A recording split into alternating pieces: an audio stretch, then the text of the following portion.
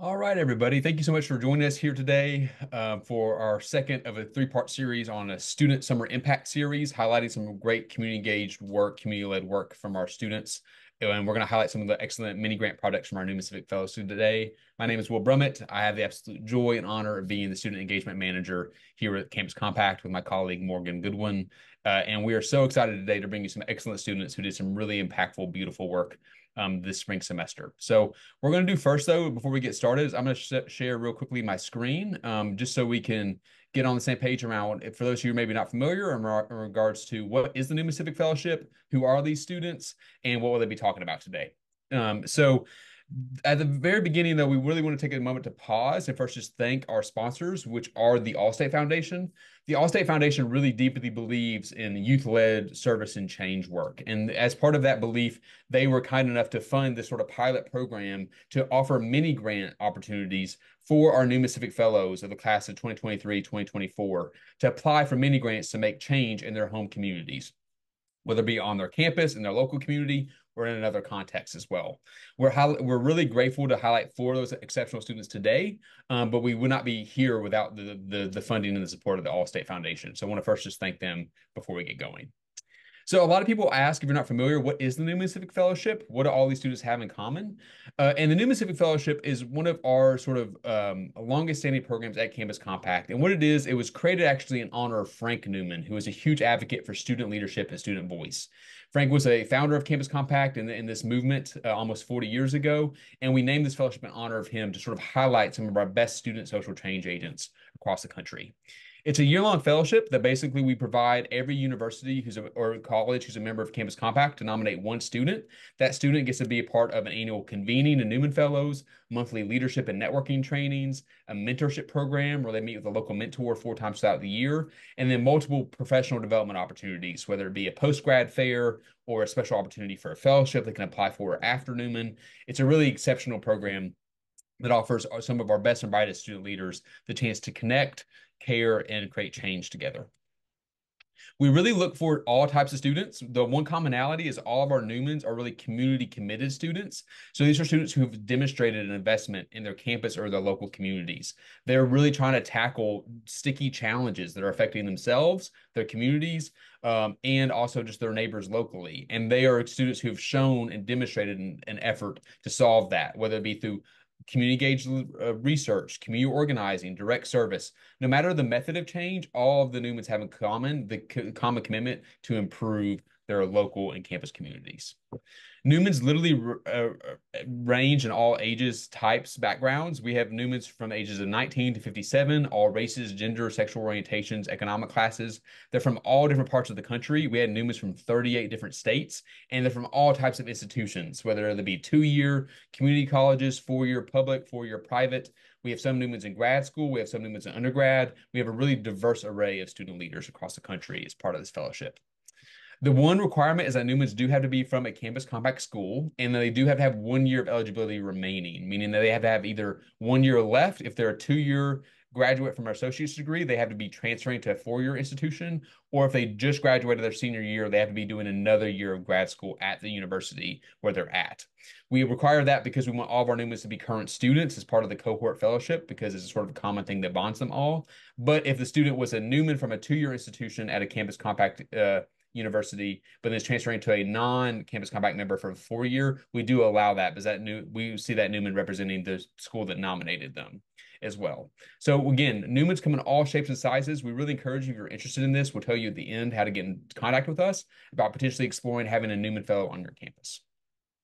So I'll talk a little bit today about the mini grant program and what the purpose of this was. Really, the purpose of this was recognizing that students are really the leaders of today and not just the leaders of tomorrow, and they're able to make community impact right now, and they're doing that. So the idea was, what if instead of us giving them money through local nonprofits or just through the universities themselves, what if you gave it directly to the students and let them work in concert with local nonprofits and the university to make the change and really sort of center community impact? We trusted our student leaders, and we wanted to give them the chance to not only grow as leaders themselves, learning the grant making process, but also a chance to sort of show their local community that they are those leaders in their community today. And then lastly, we always wanted our new everything we do, we wanted them to reflect and grow through this process. So I told all of them up front, perfection was never the goal. The goal was the process and the learning and the impact and the continued commitment you all been showing to your local communities. So we have a lot of education and reflection that was a part of this process. Specifically, the way the program looked for the first year was that current Newman Fellows could apply for grants between $500 to $1,500, or they could apply for a joint project with another Newman for up to $3,000. They all had to complete their projects by June 30th of this year, and they were awarded in the spring semester. So they got their monies around January or February, and they had around 6 months to complete it. This work could be either enhancing a current project, so something they're already involved in at a local nonprofit or a campus initiative, or it could be a new innovative idea that they were seeding on campus, hosting a new conference on campus that's never been hosted before, or developing a new tool that community partners could use. Students were actually allowed to choose the issue that mattered most to them and the method of change. So some students did research, some students did direct service, some students had workshops on their campus. We really allowed a wide array of ideas and not limited the students to what they could sort of use as their issue they wanted to tackle or the way they did it. Students did receive grant training prior to application, so they had questions around how to apply. And then the recipients of the grant actually received monthly training on topics like project planning, budget management, evaluation and assessment, as well as storytelling. And the final thing is that the final requirement as part of the grant was that all students have to do a final report about the process and what they learned from this, as well as a final presentation, which four of them are doing for you all today. So that's a little bit of the process and the program itself. In terms of broad view of who was awarded a mini grant, this year we awarded mini grants to over 30 different mini Newman Fellows. Those Newman Fellows received over $47,000 total in direct funds awarded.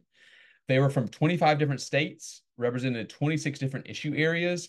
And like I mentioned, this is the first annual grant cycle, but it is something we're hoping to repeat in the coming years, and we already have committed for next year's cohort as well. So we're really excited about this program. Now, enough about the program and the Newman Fellows, enough to hear from me. Let's get to the most important thing, which are the students and the student speakers. So today's speakers, we're really, really proud to have four outstanding Newmans who did amazing projects. First, we'll have Paola Perez, who's going to be from CSU Northridge, and we'll talk about her project, Plants for Good, a community resource project. We're really excited about Paola's ability to bring together sort of her passion within her major to her local community. And then we're going to have Marguerite Stoffel, who's going to come from Drake University, and going to talk about the work that Marguerite did empowering student activists on Drake's campus and how the mini grant allowed her to do that. And then we'll next go to Karla Dorado, who's going to be from Marymount University. And Karla did an amazing workshop on career development and resources for undocumented students in our community. And last but not least, we're going to Pilotte. Kelly did an amazing work advancing her work she's already sort of founded with the Michael Stephen Boyd Foundation Outreach Initiative. So you're going to hear from Kelly about what she's been doing in New Hampshire as an impactful Newman Fellow. Lastly, we were hoping to emphasize one outstanding Newman, Parwinder Singh, who is actually from Ohio University. Unfortunately, Parwinder is actually completing a amazing summer internship with Amazon in India currently, so he's not able to join us live. But he did send a video that we will send later on with our notes from this and with a recording as well. So you'll be able to watch his great work, and he's doing some amazing work on artificial intelligence and using it to close the equity and career gap at Ohio University and in the local community. So he's going to talk about the AI symposium he held, as well as the tools he's developing. But with that, we're going to go ahead and pass it to the students. So I will stop sharing and I will bring Paola to the stage, who will come and present first. So Paola, you are up.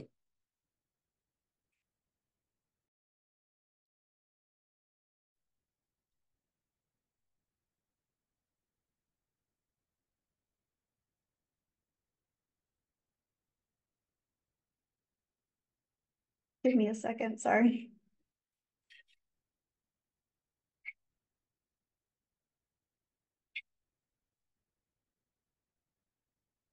Oops.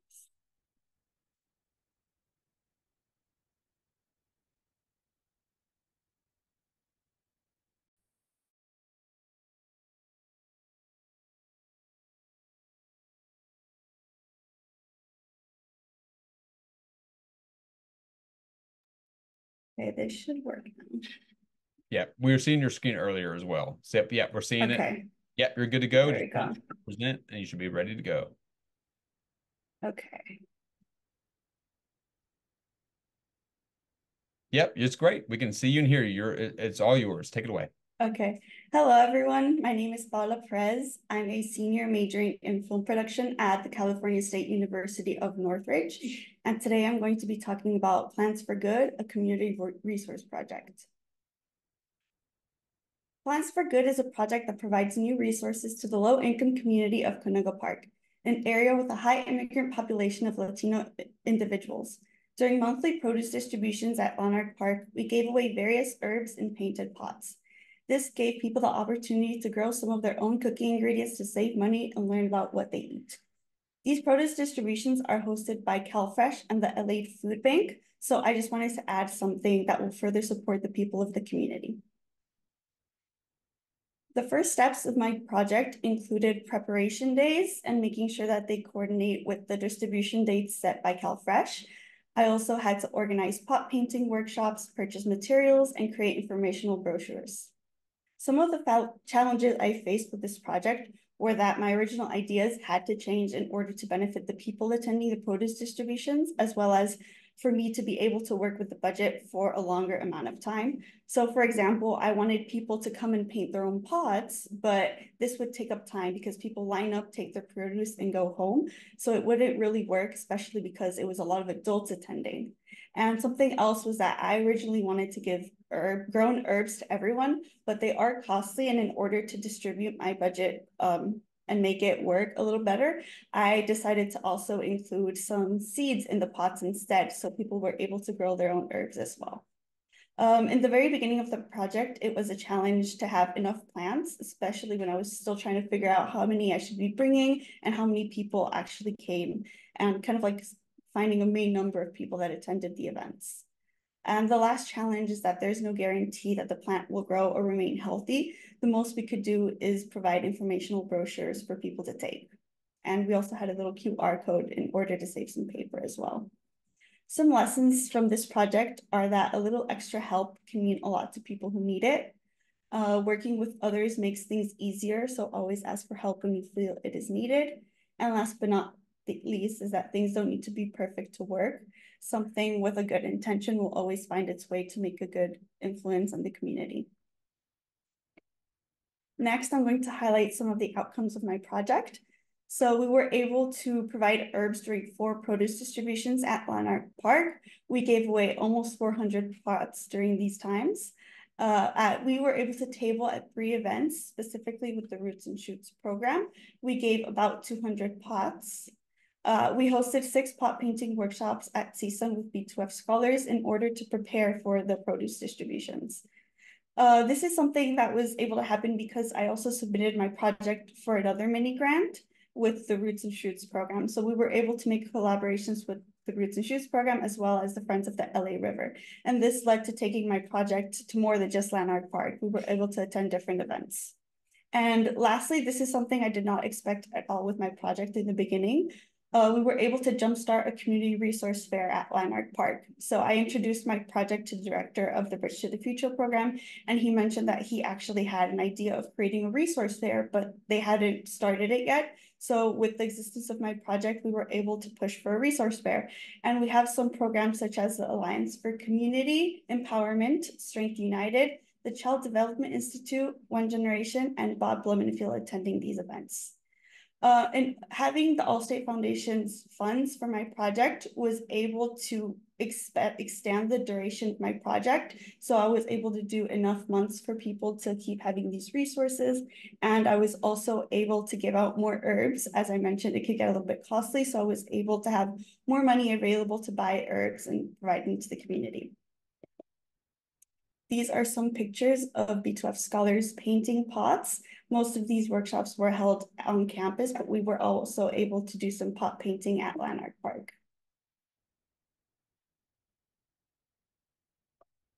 Now, these are some pictures from the actual produce distributions, as well as some events we were able to go to.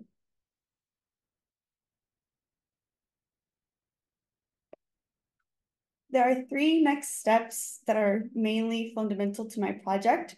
They include undergoing modifications, continuing the project, and having new funding. So modifications to the project are going to be based on what I've experienced, as well as some changes that might be able to help with the budget. So the money can focus on buying herbs and seeds instead of pots and that kind of material. So I was thinking of using recycled materials.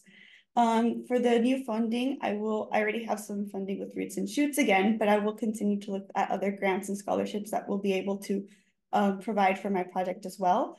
I do plan to manage my project more, and with that, I want to assign different roles to people so that the work can be distributed.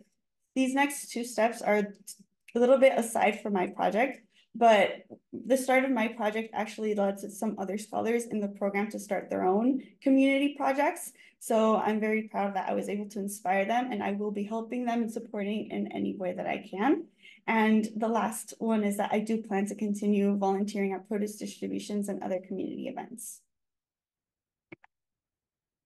So some of the things that I've learned include management skills, specifically leadership, planning, budgeting, and organization.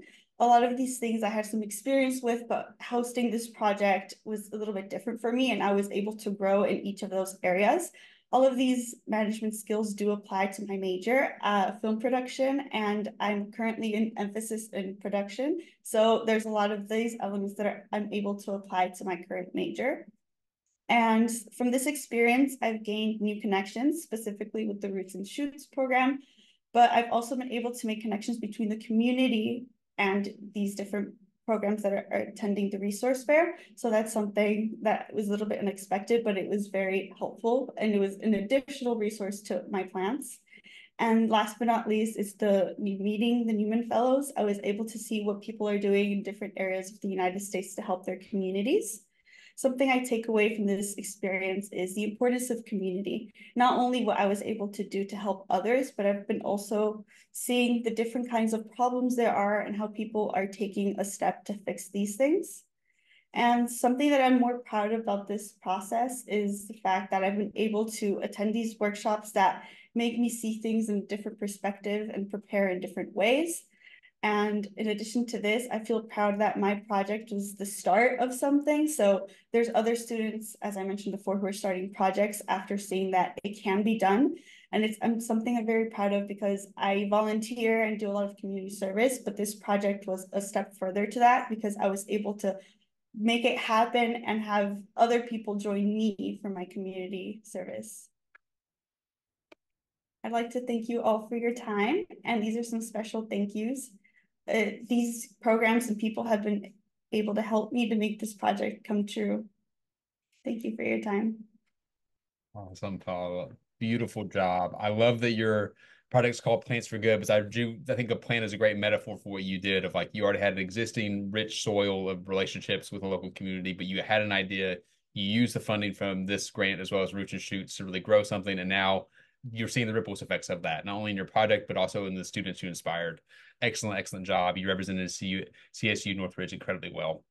All right, so next up, we're going to bring to the stage Marguerite Stoffel from Drake University, who's going to talk about her wonderful work working with empowering student activists on Drake's campus. So with that, Marguerite, I'm going to pin you, bring you up to the front, and please feel free to go. And yeah, we can see your screen right now, so you're good to go. You're great. Go ahead. Perfect. Thank you so much, Will. And thank you everyone for sharing your time this summer with us. I'm excited to share a little bit more about my Newman mini grant project, empowering student activists, how to be a change maker on campus and in the community.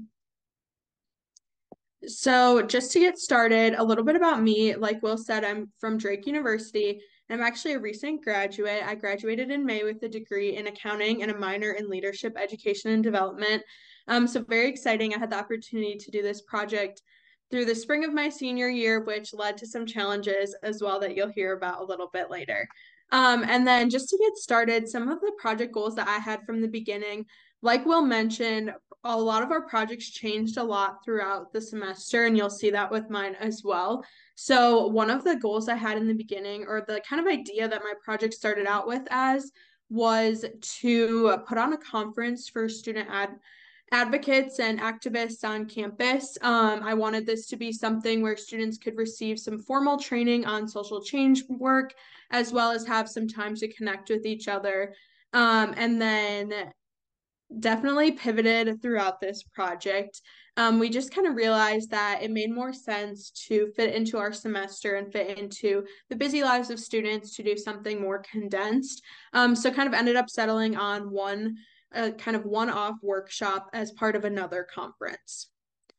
So then as far as my project implementation, kind of the beginning steps to implementing this project, it's kind of a fun story because the project idea ultimately came out of attending a Iowa and Minnesota campus compact conference in the fall, where a group of students from Drake were able to ride to this conference together, and we had about an hour drive there and an hour drive back, and we all just kind of talked about what change we want to see on our campus and in our community. And it was really funny because I have kind of always considered myself as being fairly involved on campus, and there were several students going to this conference that I didn't know and had no idea what they were doing. And I was like, we really need to like build this connection between students on Drake's campus. So that's where the idea started. And then from then on, that group of students, or several of them, became kind of a focus group for this mini grant project and helped a lot with the ideation and feedback. So I was able to kind of use them as resources to give ideas to, get their feedback, and then take that to a staff member at Drake, who then would assist me as well in thinking of what fit best within our campus environment. From then on, we kind of faced some big challenges, one being time. I think this is probably a challenge for everyone, not only my time, the time of students, but also just reserving rooms on campus and finding time to fit this in. Like I said before, that's kind of why we ended up paring this down into more of a one-off workshop. It just fit within student schedules better. And as much as we wanted this to be a resource for students, we also didn't want it to be a burden for them to fit into their schedules. So based off of student feedback, we did adjust that to just be a 45-minute workshop. And then attendance as well. I think that goes into time a lot too. We do have like night classes at Drake, and people are super involved and very busy. So finding a time that worked for the target audience that we wanted to get in attendance was definitely a little bit of a challenge. And then as we decided to pare this back to kind of a one-off workshop, we wanted to tack it on to one of the several other conferences that was happening at Drake. So finding which of these conferences had the best mission alignment for my project was really important to ensuring that we were getting the target audience we wanted to. And then adaptations we made to kind of address these challenges were finding that collaboration. So we ultimately ended up partnering with our College of Business. They were doing a Business for Good summit this semester, and we're able to add this workshop as a separate student track and student workshop during that conference. And that just kind of goes along with that adjusted scale. Originally, I wanted to do kind of a follow-up meeting and keep that ongoing conversation and dialogue going between students, but it really just fit better into people's schedules to adjust that down to kind of a one-off workshop and then ensure we could have big takeaways for students. And then some lessons I learned with this was the importance of targeted marketing. I worked with the kind of group planning the business conference, and they had their separate target audience that they were advertising to. And I think there were some opportunities for me to do a little bit more targeted outreach and get more students from across campus at this workshop. And then clear communication as well, just working with so many different people planning the Business for Good Summit. And then while I was planning my part of it in the workshop, clear communication, you can just never communicate enough.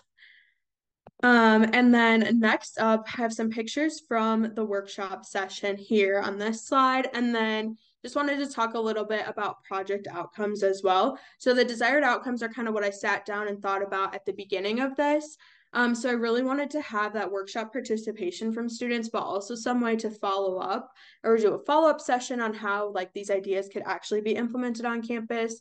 I was really focused on building lasting connections and then also having students identify what social issues are impacting our campus and our surrounding community.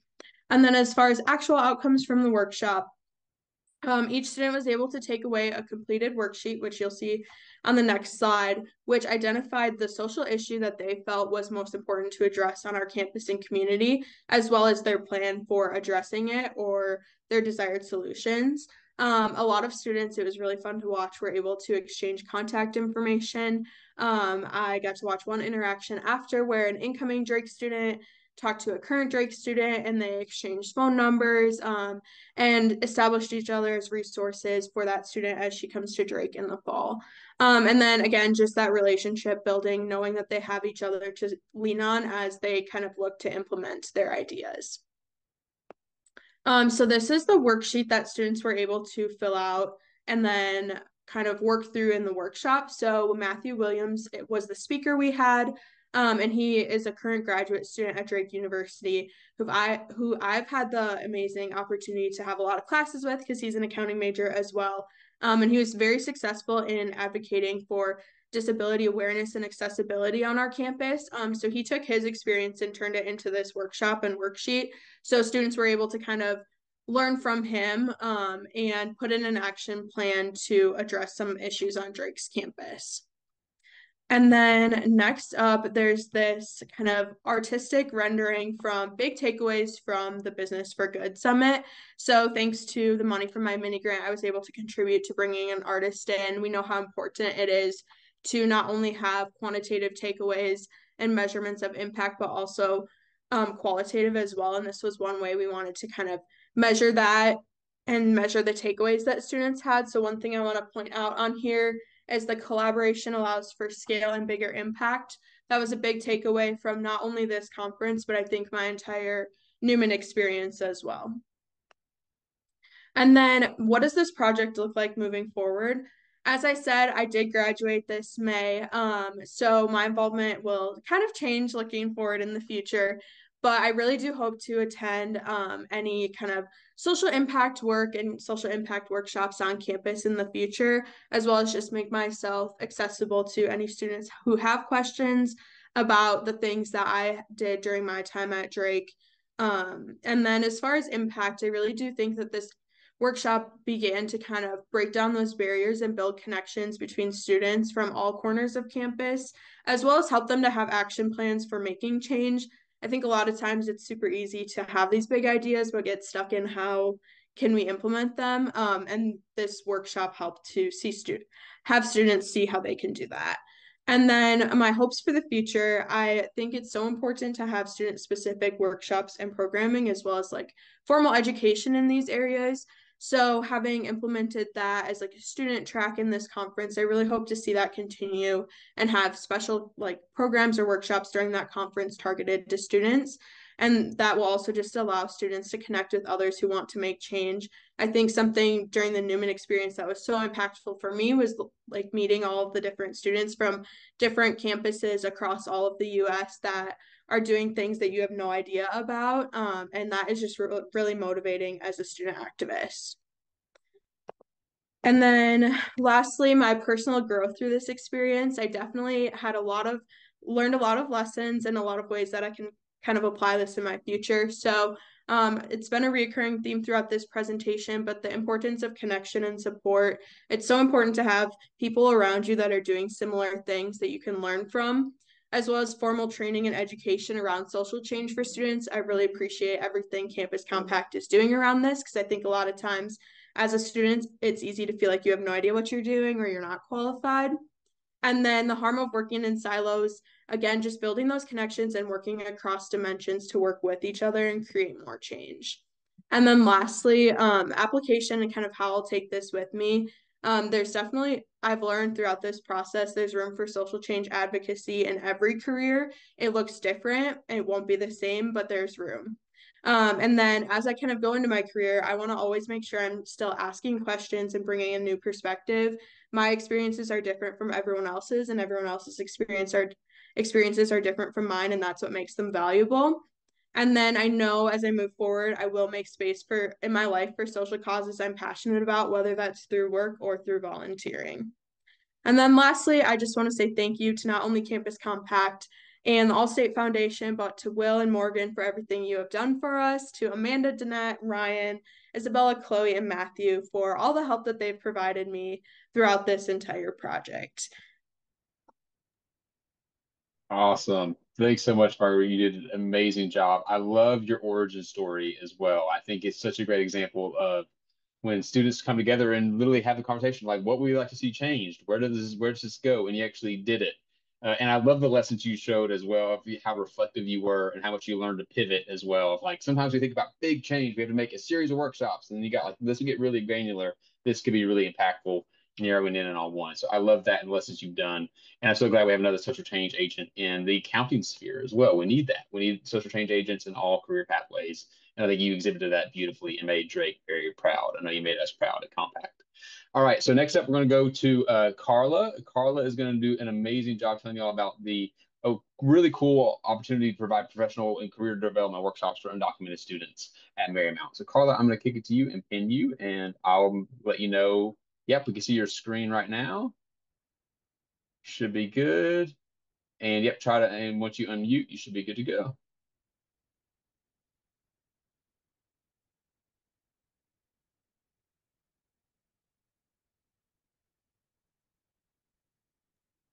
Hey, hi everyone. Thank you for joining us. So this is my project review for the Newman Mini Grant Showcase.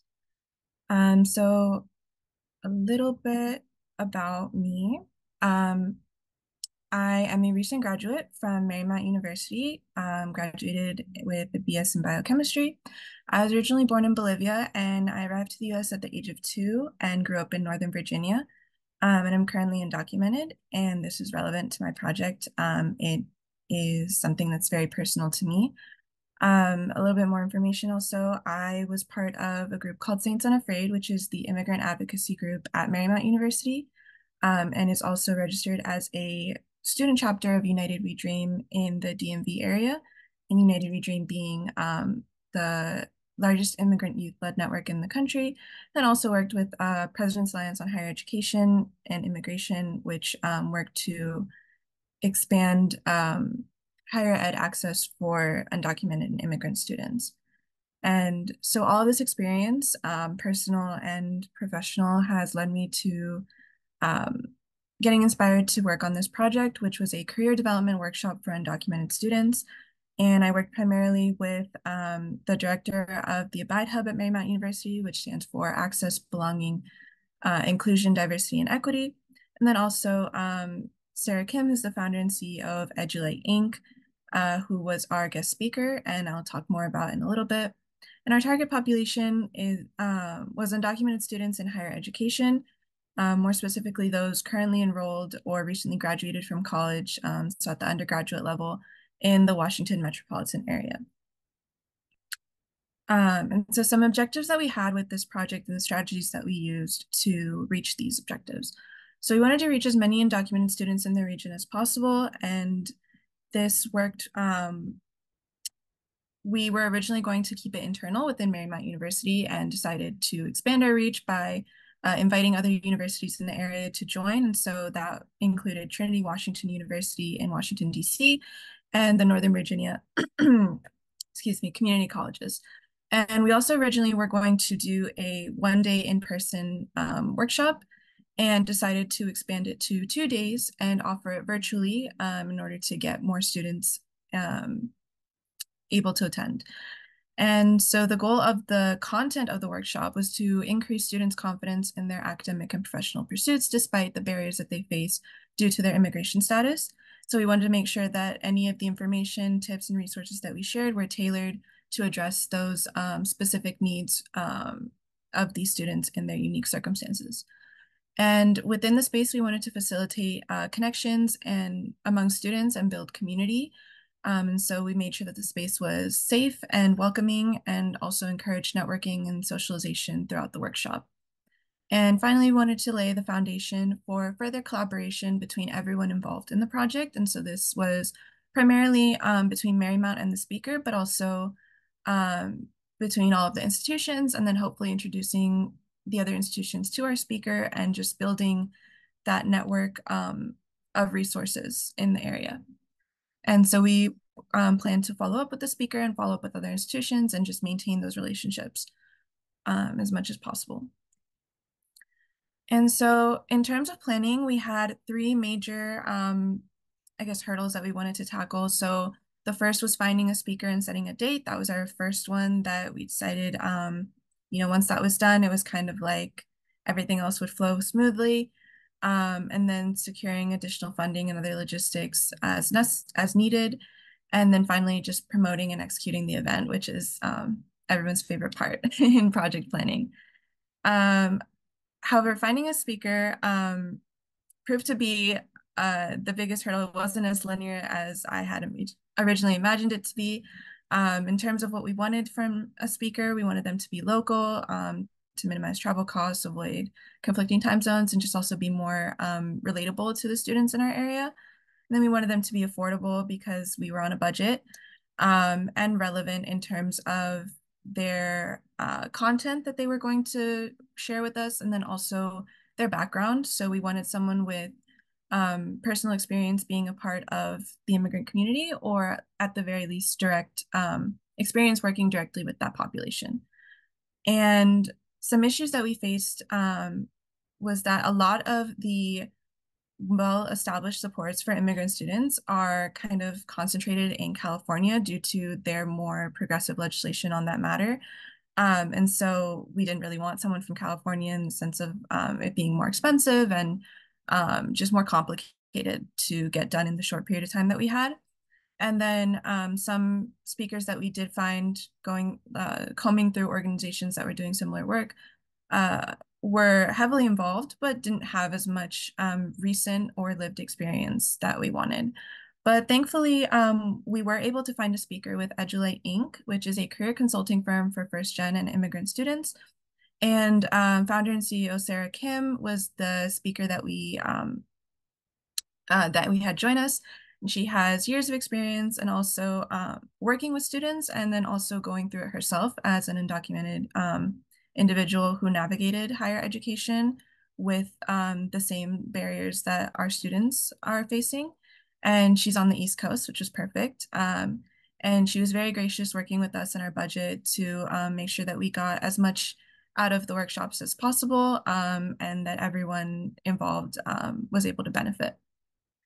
And so finally, as that was done, we continued with doing the rest of the planning and adjustments. And these are just some promotional materials that we shared to promote the workshop series, with information about each workshop and details about the time, and also thanking the team that was involved. And as with any project, we had some ups and downs, so successes and challenges.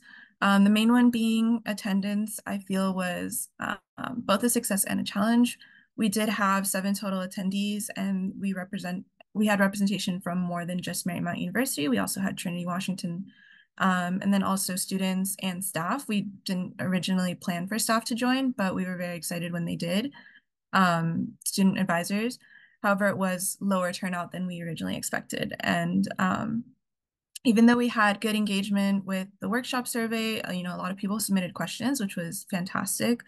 The surveys that we distributed after were a little harder to get people to complete. But I've seen that that's kind of the case with most surveys. It's easier right before than right after. But communication was great. People who did sign up had no issues signing up and finding everything, finding all the necessary links. But once on the call, people have Zoom fatigue, especially now that the academic year ended. And then just as was mentioned in some of the other projects, there was a lot of pivoting and redirection because of things that were just ultimately out of our control. We had planned to get institutional funding, but the process to do that was more difficult than we anticipated, and for a lot of reasons. And so we ended up just working with the mini grant funding, and thankfully we're able to figure that out with our speaker. And then difficulties just communicating with the rest of the team, because it was towards the end of the semester when it really started picking up speed, and people got more busy. They also were just tired. I know I was tired. I had finals. And so kind of overcoming those challenges, but ultimately the event was a success, and we did reach two of the three institutions that we had invited, and again, the diversity with students and advisors. In the feedback surveys, attendees reported that they did learn something new and that the workshops were helpful. And they did feel comfortable throughout the workshops, sharing their stories and sharing resources with each other and connecting further during and after the workshops. And we are still in contact with the speaker and hoping to continue that relationship and bring more programming to the university through them in future years. And some additional feedback was from the attendees that they wanted to see the workshop happen again, which was very exciting to hear. But hopefully during the academic year rather than in between terms, as we did host this in mid-June. And they did feel that it was a good starting point and guide for further research on what they wanted to do academically and professionally, which was our main goal. You know, it wasn't going to be an end-all be-all like this workshop is your holy grail, but rather this is a good stepping stone. And we definitely want it to keep going and progress in the future. And so in terms of next steps, sustaining that communication and relationships that we established, I'm personally going to continue serving as an alumni advisor for the group Saints Unafraid that I mentioned earlier, but ultimately preparing underclassmen student leadership to continue that role and continue these initiatives. And also just involving myself with organizations that continue to support access to higher ed for this population of students, as something that is very personal to me and has resources like these have helped me get to where I am today. And so some lessons that I learned finally, just a lot of patience with my team, my institution, and myself. Just knowing that things take more time than we think and knowing how to work around that. And for that, I'm really thankful to the team that I did work with. Could not have done any of this by myself, and just really glad that there were support systems that we could access among our group. And then the power and impact of networking was a big one. Our guest speaker, I had met at a conference, and I literally stopped her coming out of an elevator to ask about having her participate at our school. And so just seeing how that eventually led to this workshop it's just crazy to think about how impactful networking can be. And then mindfulness, just being present before, during, and after the entire process. A lot of the times we get wrapped up in how everything's going and not really reveling in the successes of it, and also not taking as much time to reflect on the challenges.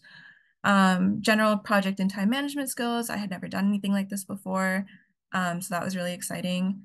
And just fulfillment from paying it forward to my community, providing a resource that I wish I had had at the beginning of my academic career, and knowing that this is something that will continue to grow and beyond me and beyond this one event. So yeah, just big thank you to everyone that was involved, EduLite Inc., the Allstate Foundation for their generous contribution, Campus Compact for all of their support and training and just allowing me to have this opportunity. And then everyone in our club with Saints Unafraid who worked really hard to have this happen, and then also just existing. I think it's really great to have these spaces, and I'm so happy that they exist. And then just contact information, again, because the power of networking is what led me to this, and so always want to continue with that. So yeah, thank you.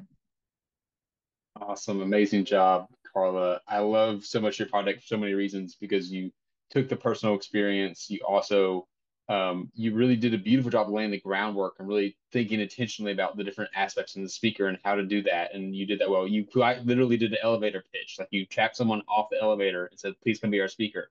And it worked, and it did well. And I think you laid a really good groundwork. And I think about the idea of the metaphor of like the ripple effect of like small ripples of change. And for the students who did attend, the change they're going to feel in their own professional journeys, but also for the future students who are not going to benefit from you all doing the hard work this year.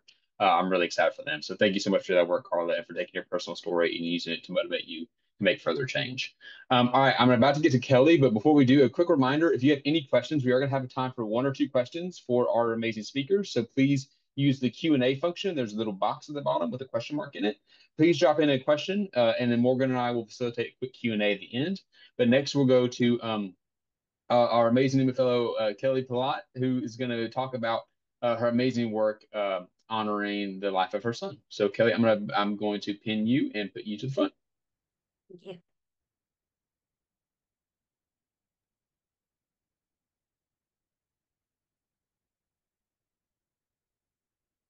All right, Kelly, you're good to go. We can see your screen. Thank you. Thank you everybody for coming to listen to this. About me, my name is Kelly Pilotte. I earned my associate's degree in addiction counseling from NHTI-Concord's Community College. I've continued getting credits there so I could transfer, and I've currently transferred to Southern New Hampshire University so I can obtain my bachelor's degree in nonprofit management. I started up a nonprofit and now I have to learn how to run it. A little backwards, but it's working for me. Another thing I wrote in here is that I was involved in Phi Theta Kappa, which is the Honor Society for Community Colleges. I thought it was important to add that because I was the Vice President of Service for both the region and my chapter. And service is just part of who I am and what I do. So the Michael Stephen Boyd Memorial Foundation is a foundation that we work on right now outreach with the homeless community. We do public speaking to address stigma associated with substance use disorder. And we work with others to invoke local government changes that affect those who are unhoused. The reason behind my project and behind the organization is my son, Sergeant Michael Stephen Boyd. Michael was a Marine Corps sergeant who served in Afghanistan. He had shoulder surgeries, 4 of them, and with those shoulder surgeries, they gave him opioid pain medication. Michael became addicted to that pain medication, and when he got out of the service, was unable to get that medication anymore and turned to heroin because it's cheaper. Sadly, I lost my son 5.5 years ago to a fentanyl overdose, and he is the reason why I do what I do. I decided that if I could just save one person, that would be enough. So that is the reason behind what I'm doing. So we conduct homeless outreach in Manchester and Nashua since 2019. This is a picture of some people at Veterans Park. We take clothing donations from the community and we sort it, separate it by size. And you can see we have the men's go on one side, the women's go on the other side, and it gives them the ability to shop for what they need. Being able to shop for things humanizes the event and makes it, I mean, you don't want somebody handing you clothing and saying, here you go, you look like you need a shirt. You want to go and pick out the shirt you want. So we allow them to do that. We set up in Manchester and in Nashua. They know when I'm going to be there, and they're all very happy to see me when they need new clothes. So my original plan was to get some tents, some sleeping mats, socks, sleeping bags, hats, and gloves to keep people warm in the wintertime, in order to make it through the winter and give them a chance to make decisions in their life later that may help them. If they're not alive, they can't change. But the funding didn't come as soon as I wanted it to, so therefore I had no need for things like gloves and hats and warm things anymore. So I requested a change in what I was buying, and I ended up with 20 tents, 35 sleeping bags, 25 sleeping mats, 84 backpacks, and 150 pair of socks. The reason why there's so many backpacks and socks is that even though the tents and the sleeping bags and sleeping mats are great for people who are living outdoors, people in the shelter are also outside most of the day. So they have to leave the shelter at 8 a.m. They can't go back until evening. And meanwhile, they have to carry their stuff with them in order to make sure they can keep their stuff. So backpacks are huge in the community, whether you're living outdoors or in a shelter. And 150 pairs of socks sounds like a lot, but 150 pairs of socks don't go far. They're outside, the socks get wet. If you have wet socks, your feet get bad and you get sick. Socks are so important. And we all know what it feels like to put a brand new pair of socks on. You love it. It makes you just feel good. So these are just some pictures of some of my orders that I got. I shopped around and looked for the best prices I could, and Amazon was the place to go. So these are my sleeping mats. They're really great because they're thermal and they can keep, if it's cold, it keeps the cold from getting through to them. And in the summertime, it's something soft to lay on.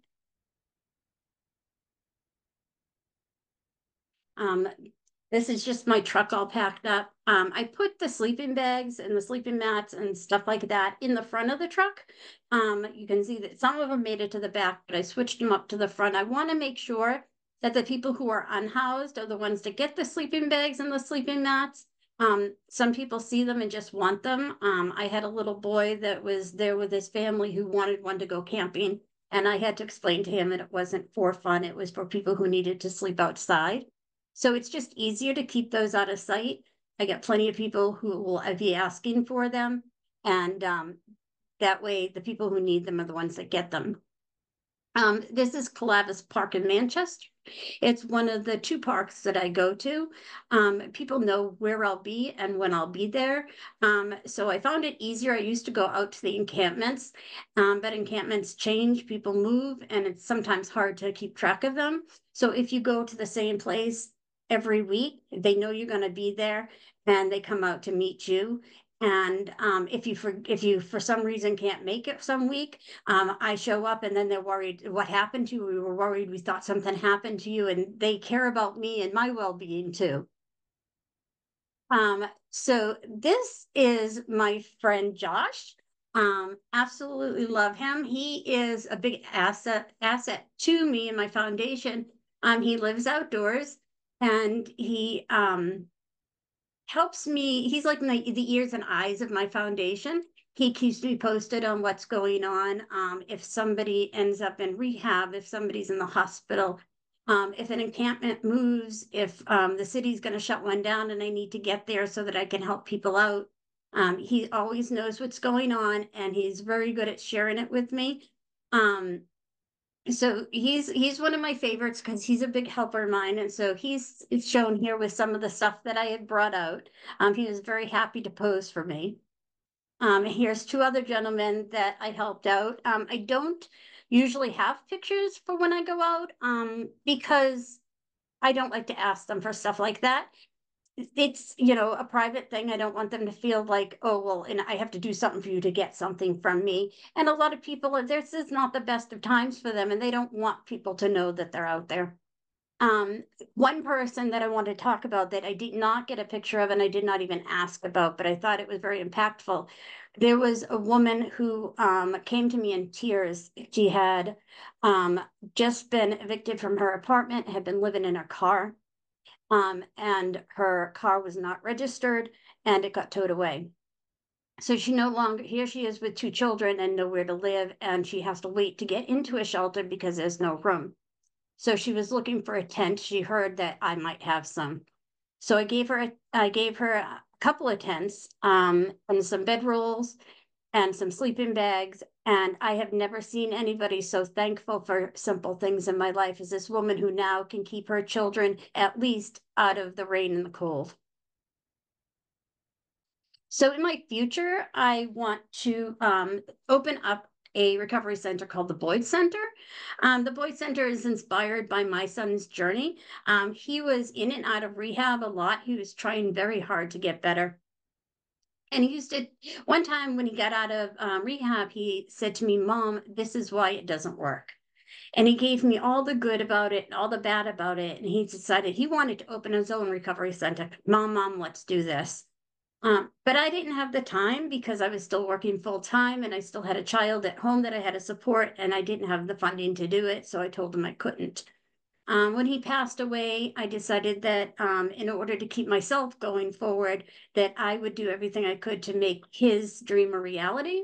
So my plan is once I finish getting my next degree, I'm going to open the Boyd Center in his name to help other people like him.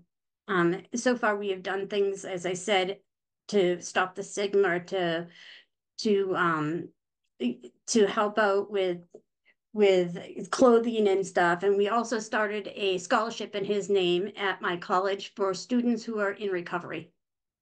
I mean, not in recovery, sorry, in school to do substance use disorder, as many of them are people that are in recovery. It's very common for people in recovery to want to help others get better. And so they come to the school and get their degrees. So I started a scholarship in his name in order to help them do that. I want to thank Campus Compact and the Allstate Foundation for the funding in order to help these people out. It was greatly appreciated, not just by me, but all of those who got the things that I bought for them. Thank you. Amazing, amazing job, Kelly. Thank you so much for sharing that and sharing your story with us. And I think Kelly's a great testimony to how someone could take one of the hardest moments of your life and take it and make it a transformative thing that benefits. And Kelly, you undoubtedly have saved many lives throughout this. And I love the way you talk because they're your friends and they're your neighbors and the people in the community as well. And so NHTI-Concord has a lot to be proud of, and you're an exceptional Newman Fellow to represent them and their college. And so congratulations on the great work and thank you for the continued work. And we will post as much as we can to support fundraising for the Boys Center as well. So when we do send a follow-up, we'll send more information about our foundation out for folks who want to donate or learn more, see what it can do to benefit. For time's sake, I'm going to recognize we only have a couple more minutes left, and I do want to honor folks' time, so I am going to do a quick plug at the end. If you do have any chats or questions, please put them in the Q&A. We'll follow up individually with our presenters today to get you those answers. But before we end today, I do want to do a quick plug that if you're inspired by what you've heard today and you're like, you know what, I have an idea myself, I'm a current student, I think I could do this. Or, you know what, I'm at a university or no university college student, I think will be excellent for this type of program. Please reach out to us. We'd love to tell you more about the Newman Civic Fellowship Program and the way your university or community college or institution can be a part. Morgan, my colleague who's on this call, is taking this leadership of the Newman program as well. Her email is on the screen as well as my own as well. So we'd love to talk to you more about this and the opportunity to get involved, not only in the mini grant programs going forward, but also the Newman Civic Fellowship overall.